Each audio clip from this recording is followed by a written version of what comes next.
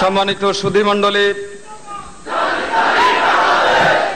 এ পর্যায়ে এখন বক্তব্য রাখছেন নবনির্বাচিত আমিরে জামাত, সাবেক সংসদীয় দলের নেতা, বিশ্ব ইসলামী আন্দোলনের অন্যতম নেতা, চলমান আওয়ামী দুঃশাসন বিরোধী আন্দোলনের অন্যতম শীর্ষ নেতা মোহতারাম মাওলানা মতিউর রহমান নিজামী। মোহতারাম মাওলানা মতিউর রহমান নিজামী।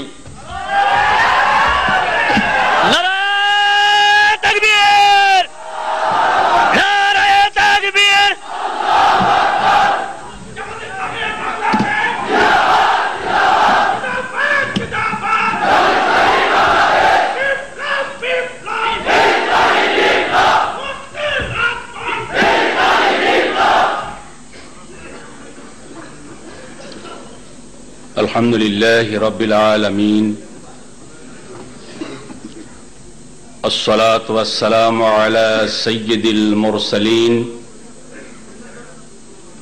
وعلى آله وصحبه أجمعين وعلى من دعا بدعواته وجاهد في سبيل الله حق جهاده إلى يوم الدين। জনাব সভাপতি, পরম শ্রদ্ধেয় নেতা, ইসলামী আন্দোলনের মহান শিক্ষক, ইসলামী আন্দোলনের প্রাণ পুরুষ মাওলানা সৈয়দ আবুল আলা মওদুদীর সার্থক উত্তরসূরি অধ্যাপক গোলাম আজম, মঞ্চে উপবিষ্ট জামাত ইসলামী বাংলাদেশের কেন্দ্রীয় এবং স্থানীয় নেতৃবৃন্দ, উপস্থিত সুধী মণ্ডলী, ভাই ও বোনেরা, আসসালামু আলাইকুম ওয়া রাহমাতুল্লাহি ওয়া বারাকাতুহু। ঢাকা মহানগরীর উদ্যোগে আয়োজিত আজকের এই অনুষ্ঠানে আমি কথা বলার ভাষা হারিয়ে ফেলেছি।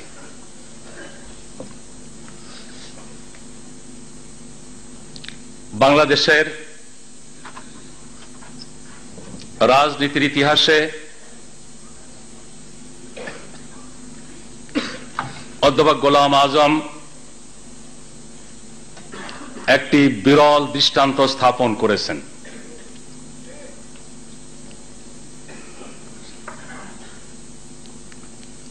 এদেশের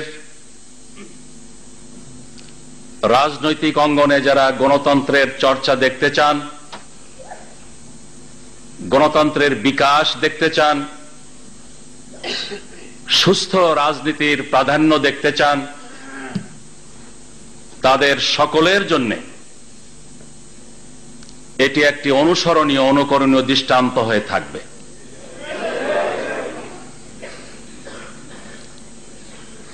ইসলামী আন্দোলনকে বাংলাদেশের জমিনে এই পর্যায়ে গিয়ে আনার ক্ষেত্রে জামাত ইসলামীকে একটি প্রাতিষ্ঠানিক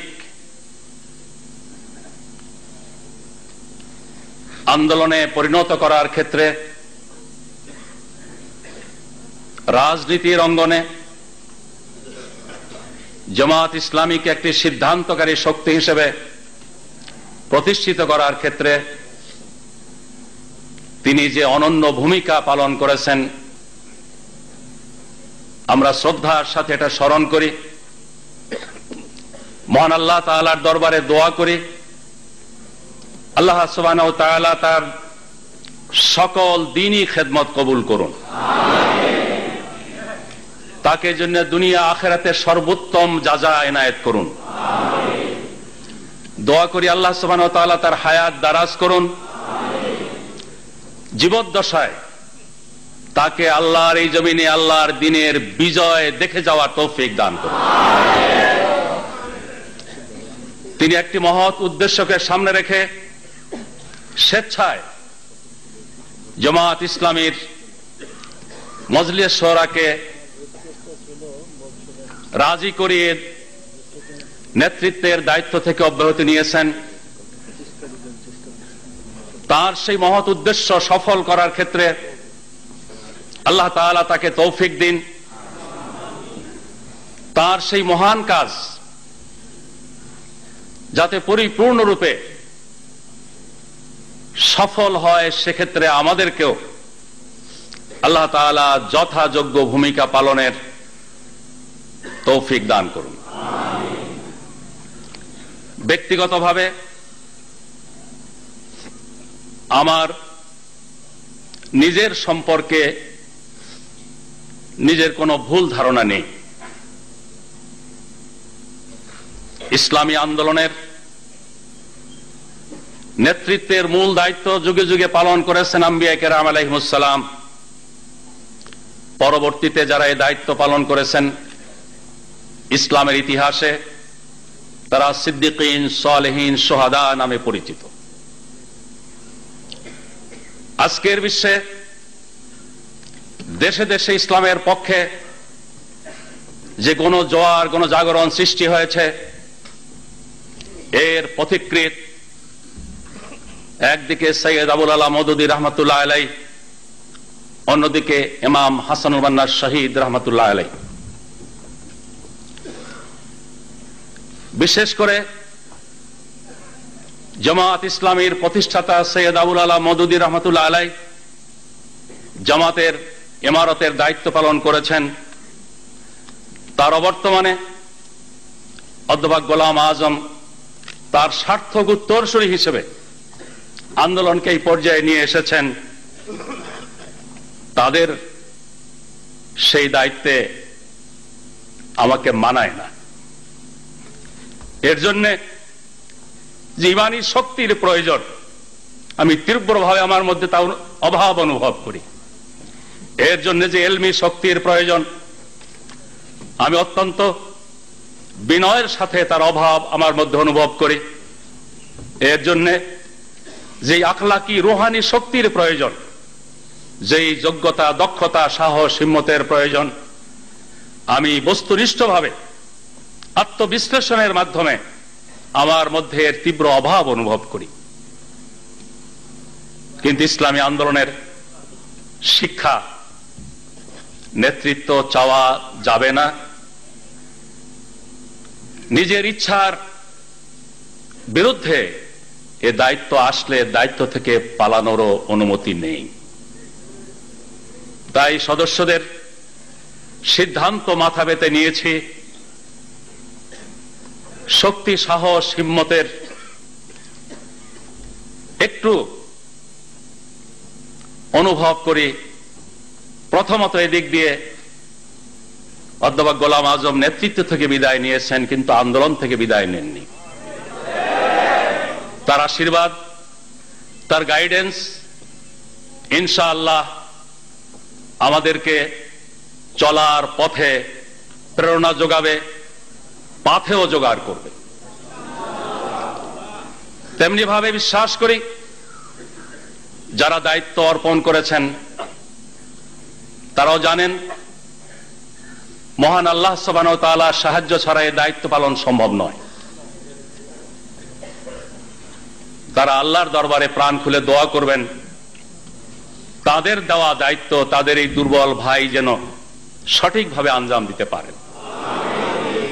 সেই সাথে মাঠে ময়দানে এই আন্দোলনকে এগিয়ে নেওয়ার ক্ষেত্রে তাদের সক্রিয় সহযোগিতাও পাওয়া যাবে, এ আশা, এ প্রত্যাশা নিয়ে নিজের সম্পর্কে সম্পূর্ণ অকেবল হওয়া সত্ত্বেও এ দায়িত্ব মাথা পেতে নিয়েছি। ইসলামী আন্দোলনের মূল অঙ্গীকার খোদাহীন সভ্যতা সংস্কৃতি ভিত্তিক ধর্মহীন রাজনীতির অবসান ঘটিয়ে, তাগুতি সমাজ ব্যবস্থার অবসান ঘটিয়ে আল্লাহর সার্বভৌমত্বের ভিত্তিতে, আল্লাহর দ্বীনের ভিত্তিতে একটি সুখী সমৃদ্ধ কল্যাণ রাষ্ট্র সমাজ ব্যবস্থা কায়েম করা। আজকে এই আন্দোলনকে এগিয়ে নেওয়ার ক্ষেত্রে আমরা নতুন করে অঙ্গীকার ব্যক্ত করব, এই কাজটিকে আল্লাহ সুবহানাহু ওয়া তাআলা আখিরাতে আযাবে আলিম থেকে নাজাতের একমাত্র উপায় হিসেবে ঘোষণা করেছেন। আর সে আযাবে আলিম থেকে নাজাতের লক্ষ্যে আল্লাহর জমিনে আল্লাহর দ্বীন কায়েমের সংগ্রামে তিনি আমাদের কাছে মালের কোরবানি, জানের কোরবানি চেয়েছেন। যদি আমরা দুনিয়ার প্রতিষ্ঠা নয়, দুনিয়ার চাওয়া পাওয়া নয়, আল্লাহ তাআলাকে রাজি খুশি করার মন মানসিকতা নিয়ে, আযাবে আলিম থেকে নাজাত মুক্তির প্রত্যাশা নিয়ে আল্লাহর এই জমিনে আল্লাহর দ্বীনের বিজয়কে সামনে রেখে আল্লাহর পথে মালের সর্বোচ্চ কোরবানির জন্য তৈরি হয়, প্রয়োজনে জানের কোরবানির জন্য তৈরি হয়, তাহলে আল্লাহ তাআলার পক্ষ থেকে সাহায্য আসবে, আল্লাহর পক্ষ থেকে রহমত নুসরত আসবে। আর আল্লাহর পক্ষ থেকে নুসরত রহমতের ফয়সালা যখন হবে, সারা দুনিয়ার সম্মিলিত শক্তি বিরোধিতা করেও ইসলামের বিজয়কে ঠেকাতে পারবে না ইনশাআল্লাহ। প্রিয় ভাইয়েরা, বোনেরা, আজকের দিনে মুসলিম উম্মার এই দুঃখ, দুর্দশা, দুর্গতির একটা বড় কারণ দ্বীনি মহলের রাজনৈতিক চেতনার অভাব। রাজনীতি বিমুখ মন মানসিকতার কারণে আজকে ময়দান তাগুতি শক্তির হাতে তুলে দেওয়া হয়েছে। তাগুতি শক্তির নিয়ন্ত্রণ রাজনীতির ময়দান থেকে, অর্থনীতির ময়দান থেকে, শিক্ষা সংস্কৃতির ময়দান থেকে যদি খতম করা না যায়, তাহলে ইমানের দাবি পূরণ জীবন জিন্দেগীর সব জায়গায়, সব ক্ষেত্রে এটা কি সম্ভব হতে পারে? দ্বীনি মহলের এই উদাসীনতা, রাজনীতি বিমুখ চিন্তা চেতনার অবসান হোক, এটা আমরা কায়মনোবাক্যে কামনা করি। আমাদের মহান নেতা সকল পর্যায়ের দ্বীনি খেদমতের স্বীকৃতি দিয়ে বৃহত্তর ইসলামী ঐক্যের সূচনা করেছিলেন।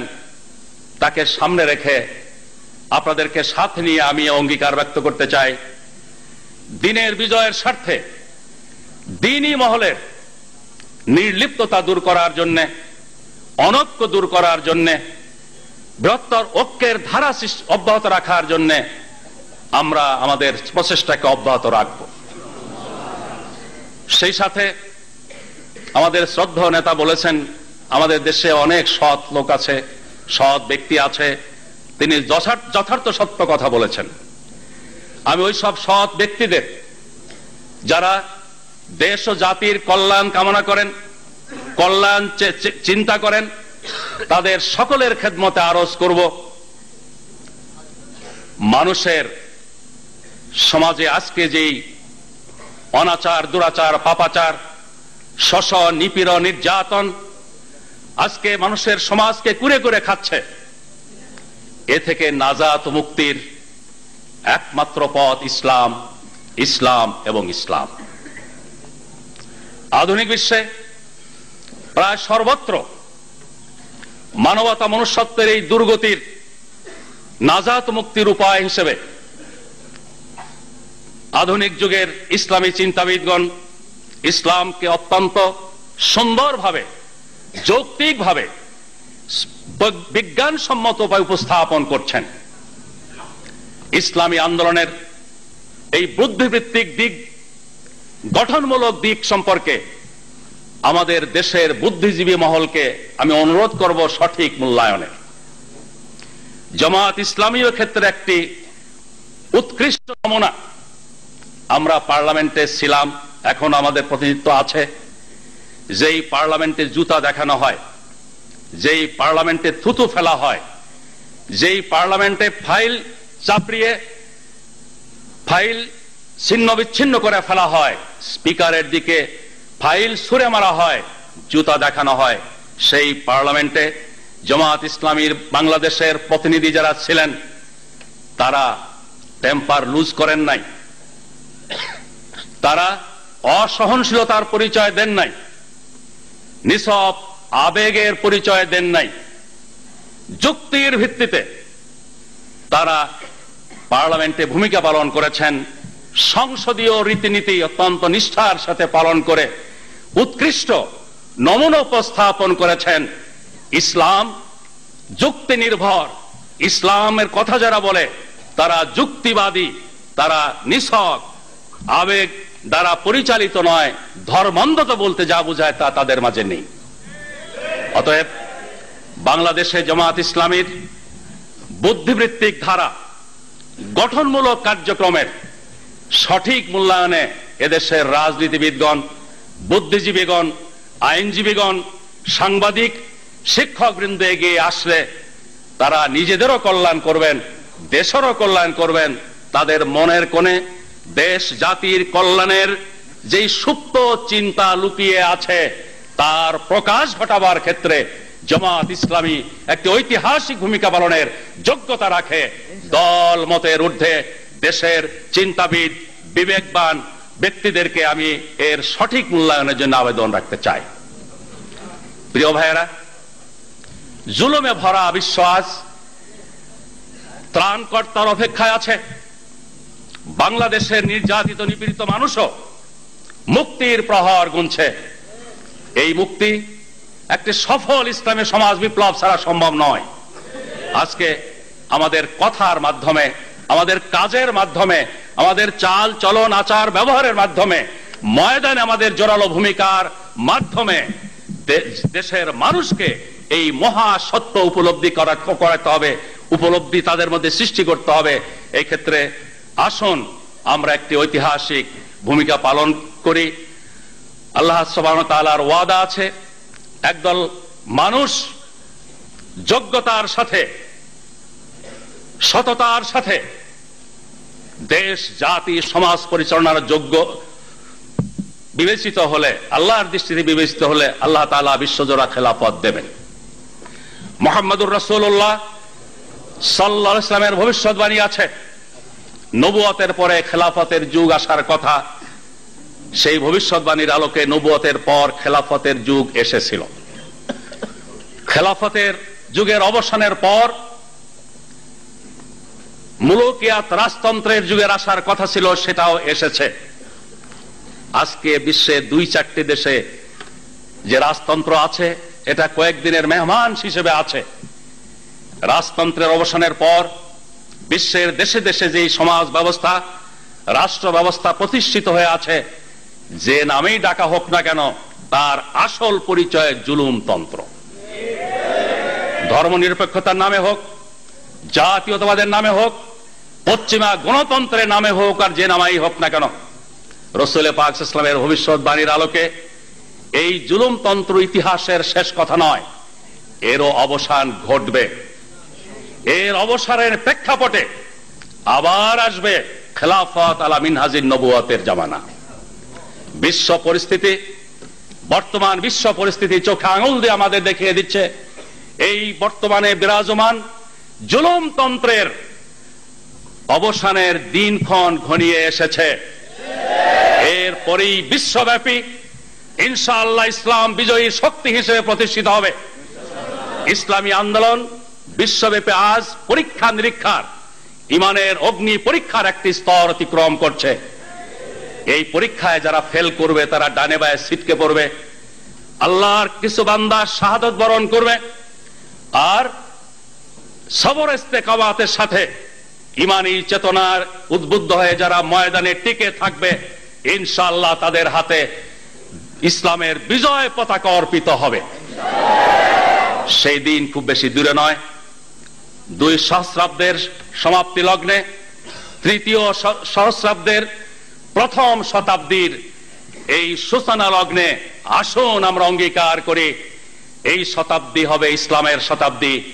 আগামী দিনের বিশ্ব হবে ইসলামের বিশ্ব, এবং বিশ্বব্যাপী ইসলামের বিজয়ের ক্ষেত্রে বাংলাদেশ একটি সিদ্ধান্তকারী অগ্রণী ভূমিকা পালনে যাতে সক্ষম হয়, সেজন্য এই দেশে ইসলামী আন্দোলনকে আমরা আরো বেগবান, আরো জোরদার করে তুলি। আমি আল্লাহ তাআলার দরবারে এই আশাবাদ ব্যক্ত করে, আপনাদের সকলের দোয়া কামনা করে, দোয়া এবং আন্তরিক সহযোগিতা, সক্রিয় সহযোগিতা কামনা করে, আমাদের শ্রদ্ধেয় মুরব্বী যে প্রত্যাশা ব্যক্ত করেছেন তার জীবদ্দশায় আমাদের কার্যক্রমের মাধ্যমে যাতে তাদের চক্ষু শীতল হয়, তার কলিজা ঠান্ডা হয়, সেই ধরনের ভূমিকা পালনের ক্ষেত্রে আমরা যেন কুণ্ঠাবোধ না করি। আল্লাহ তাআলা আমাদের সবাইকে সাহায্য করুন। ওমা তৌফিকি ইল্লা বিল্লাহ। আসসালামু আলাইকুম ওয়া রাহমাতুল্লাহ।